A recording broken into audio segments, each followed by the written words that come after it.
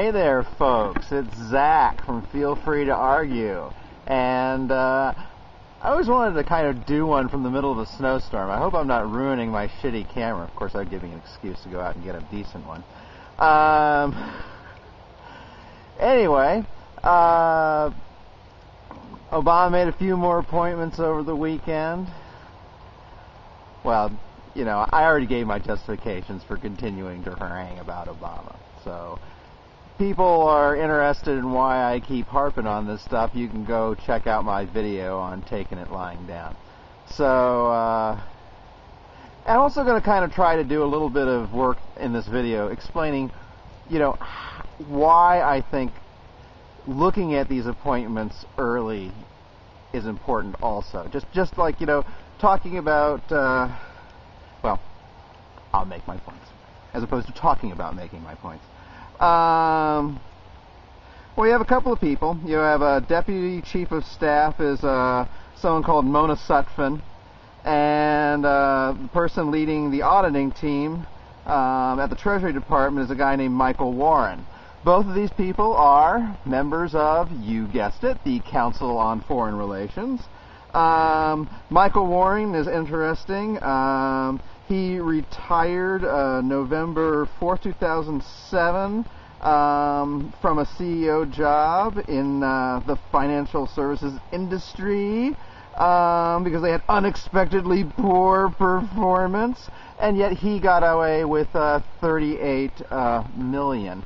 So, gee, I wonder how he feels about executive compensation for banking executives in this bailout season. He probably feels that's okay. You know, what do you think? What do you think he's going to be arguing with Obama about? You know, when Obama says, "Hey, what do you think? Do you think we should give compensation to, you know, all these executives of these investment houses, etc.?" Yeah, I'll bet good old Michael Warren will be all over that. Mona Sutphen might be, you know, somewhat more promising. I mean, she wrote a book with someone called The Next American Century, not to be confused with the Project for the New American Century, where they argue that it's not a zero-sum game. You know, the various big powers in the world, you know, are not engaged in a zero-sum game, that they can actually help one another, which on the surface of it, at least, you know, is okay. But I mean, it's interesting when you hear the people start talking about this stuff. Like, this wasn't Mona, but this was her co-author, whose name escapes me at the moment. They said that, well, all these big powers in the world, they actually share common goals. Well, what are the common goals she talks about? Stability? Stability. Always kind of a dodgy word, you know. You mean like Iraq before we went there? That kind of stability, like under Saddam Hussein? Stability like under Pinochet? Stability like there is in China now. There's some real ironclad stability. You know, of course, the flogging the open markets as always. And then say, oh, and then we also agree about the threats. Oh, what kind of threats do we agree on, according to these people? Controlling terror, climate change, there's a good one, nuclear proliferation, controlling nuclear proliferation, and contagious diseases.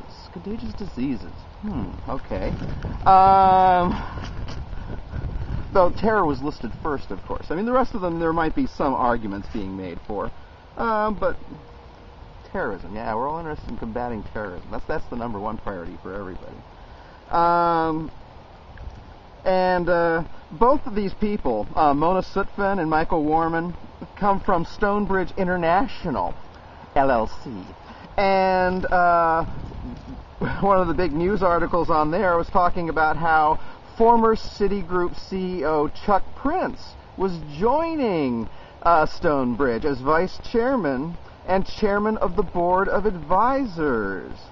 Ah, yes, Stonebridge International L.L.C., which boasts of their offices in China, in India, all the better to ship your jobs overseas with. Hey, we've already got offices over there. I will show you how to take these expensive American jobs and trade them in for, like, slave labor in China and India. And among things that they have there, you know, articles. This is right on the website, by the way, of good old Stonebridge International L.L.C. Articles arguing against criticizing China because, we have to have an engagement policy, which means we can never really criticize China. And talking about, and this is Sandy Berger saying, people in China are much freer than their parents were under Mao, and talking about how they have the internet. But of course, he conveniently leaves out the fact that, for example, in Google in China, if anybody uses Google in China, there's this whole raft of things which might cause them to, question their system of government, which, somehow Google in China will not allow them access to. So, I think a lot of the freedom that you're talking about is very superficial, and it's all about, how many glass beads will you accept, for your freedom? Is this enough? Is this enough? Will you shut up now? If we give you an iPod and, a plasma screen TV and a nice car, will you shut up? Will you stop, asking questions about the government and examining what we're doing? That's what the calculation is about, people. It's about how many glass beads you'll accept for your freedom. That's the formula that everybody's trying to figure out now, and these people are part of it. They're coming from this big-ass, think tank. Well, here, let's talk about, Sandy Berger. He's the guy who, heads up this place. And I found some interesting stuff this morning. And right on the Stonebridge International website, Sandy Berger has a comment says, and this is when he was, giving advice for, the next president. I'll always remember the night in January 1995 when, as usual, we were working late in the White House and Treasury Secretary Bob Rubin came into my office. Bob was not in the mood for small talk. Mexico, its economy in meltdown, had 48 hours to live. Ooh, another emergency. And there was no public or congressional support for a rescue loan. Ooh, doesn't that sound familiar? Nonetheless, President Clinton quickly approved it. The people be damned! And it prevented a massive hemorrhage south of our border. Ooh. It prevented? Wow, Mexico's been doing so well since then, right? People are never trying to get from Mexico into the United States anymore. Though, makes you wonder why we're building that wall, eh? But, hey, here's something from around the same time, with kind of maybe a different perspective on that Mexico loan. Mexico Loan, Richest First, by Mark Feynman, Mexico City. 3 weeks after it started receiving one of the biggest and most controversial credit packages in U.S. history, the Mexican government has spent a fifth of the $20 billion in promised U.S. loans to pay off American insurance companies, mutual fund investors, Wall Street brokerage houses, Mexican banks, and the richest of Mexico's rich. Does this sound familiar? Hey, we're Mexico now. Documents obtained from Mexico's Treasury Department and U.S. officials confirm that Mexico has spent just over $4 billion of the funds to cover high-risk government bonds. The United States sent an initial installment of $5.2 billion to Mexican government accounts at the Federal Reserve Bank in New York on March 15th. So there you go. These are old-school establishment people coming from a think tank, meaning a